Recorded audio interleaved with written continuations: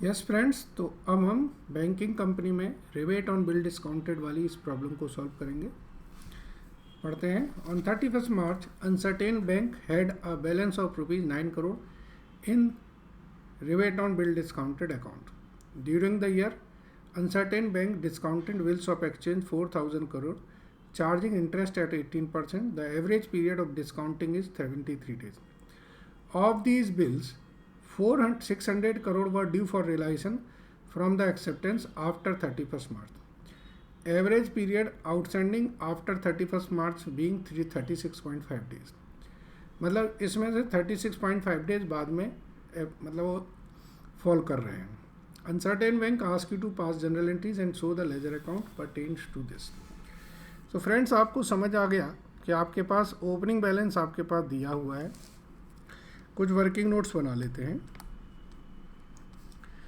एक तो rebate on bill discounted on 31st March 2012 is 9 crore. दूसरी जो आपकी डिस्काउंट रिसीव्ड है ड्यूरिंग द ईयर, वो आपकी है 4,000 crore into 18% into 73 divided by 365। 4,000 crore के बिल आपने डिस्काउंट करे हैं। तो इसकी जो अमाउंट होती है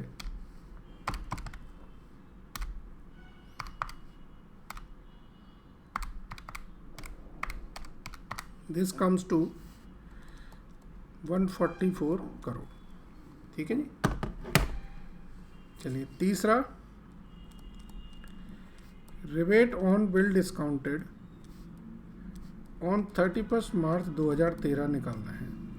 तो क्वेश्चन में दिया है कि 600 करोड़ के बिल ऐसे हैं जो हमारे बाद में मतलब मैच्योर्ड होंगे और उनका जो बाद का पीरियड है वो 36.5 डेज है, लिखा हुआ है।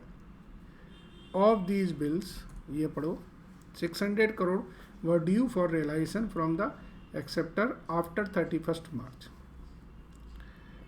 तो इसका मतलब है ये अमाउंट आएगी 600 crore into 18% into 36.5 divided by 365।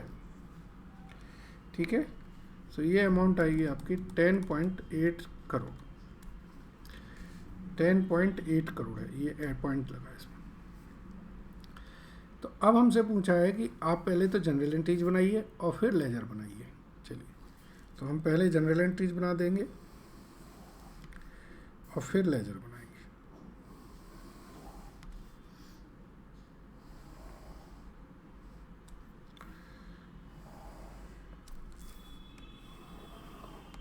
ठीक है जी। पहली एंट्री होगी 1 अप्रैल 2012 में, rebate on bill discounted account debit to discount on bills. ये अमाउंट हो गई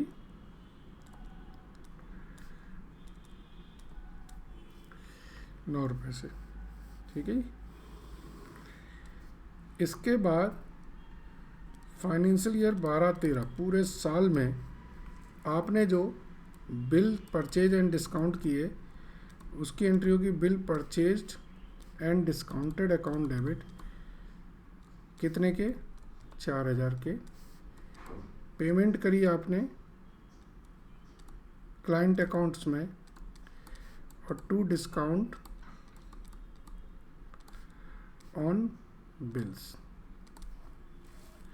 ये आपके 144 करोड़ हैं और ये आपके 3856 करोड़ आपने क्लाइंट को क्रेडिट दे दिया। ठीक है जी। अब 31 मार्च 2013 में जो आपका क्लोजिंग का रिबेट है उसको आप डिस्काउंट में से ट्रांसफ़र कर देंगे। तो discount on bills account debit to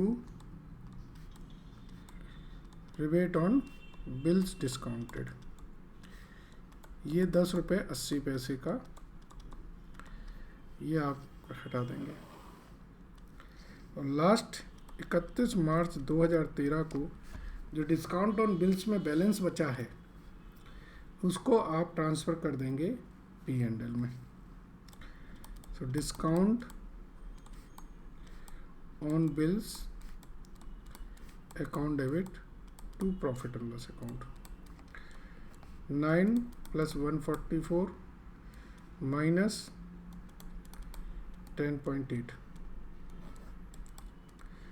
142.2। ठीक है जी। आप कहेंगे इनके लेजर बना दीजिए, लेजर बना देते हैं। तो लेजर अकाउंट्स बनेंगे अब हमारे दो। एक बनेगा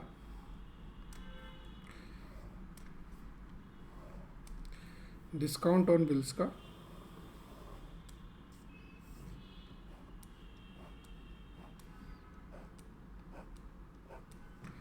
और एक बनेगा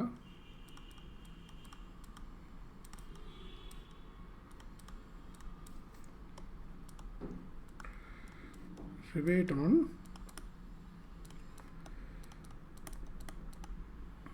बिल डिस्काउंटेड का।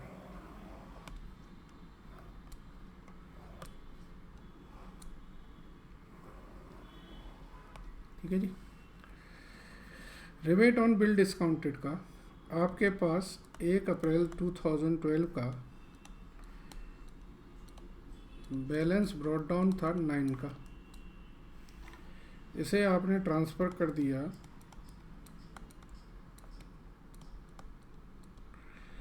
डिस्काउंट ऑन बिल्स अकाउंट में। तो 1 अप्रैल 2012 को by rebate on bill discounted से 9 रुपीज़ आ गए। ठीक है जी। अब फाइनेंशियल ईयर 12-13 में आपकी एंट्री होगी by bills purchase and discounted से कितने की, 144 की। ठीक है जी। ये वाली दूसरी पोस्टिंग कर दी हमने। तीसरी पोस्टिंग 31 मार्च 2013 को आप जो क्लोजिंग की रिबेट ऑन बिल डिस्काउंटेड है इसे ट्रांसफ़र कर देंगे। तो यहाँ पर 31 मार्च 2013 को बाय डिस्काउंट ऑन बिल से 10 रुपये 80 पैसे आ जाएंगे, और 31 मार्च 2013 को आप बाकी जो बैलेंस है वो P&L अकाउंट में ट्रांसफ़र कर देंगे। तो P&L में जाएगा 153.0 153.0। ठीक है जी। आप 10 रुपये 80 पैसे का ये हमारा जो बैलेंस है 31 मार्च 2013 को ये बैलेंस कैरी डाउन हो जाएगा, जो नेक्स्ट ईयर ओपनिंग बैलेंस बन जाएगा। तो ये बहुत प्लेन कंसेप्ट हैं, कोई ऐसे बहुत मेजर कंसेप्ट नहीं है, आप लोग जानते हैं। पोस्टिंग करनी तो आपको आती होगी ना। Thank you very much.